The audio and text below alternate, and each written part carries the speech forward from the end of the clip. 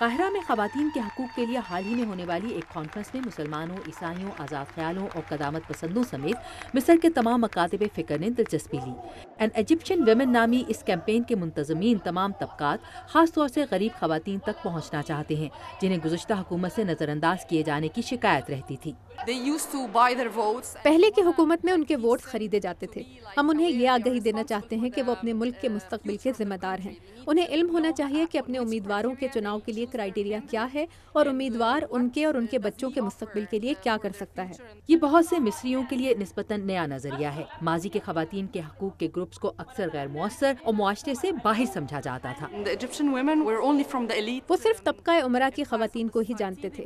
عام مصری عورتوں کی زندگی کے مسائل اور جدوجہد کو محسوس ہی نہیں کیا جاتا تھا۔ یہ سوال کہ ایک اسلام پسند امیدوار کی جیت کی صورت میں کیا یہ مصائب زیادہ ہو جائیں گے، ایک متنازع موضوع ہے۔ انسانی حقوق کے کارکن اس جانب اشارہ کرتے ہیں کہ اسلام پسند قانون دانوں نے شادی کے لیے کم سے کم عمر کو کم کرنے کی کوشش کی، تاہم خود ایک اسلام پسند کینڈیڈیٹ کو سپورٹ کرنے والی امانی حسن کو ایسا خدشہ نہیں۔ ان میں انتہا پسند بھی ہیں، بالکل، لیکن میرا نہیں خیال کہ وہ اکثریت میں ہیں یا مصر کی قیادت کر سکتے ہیں۔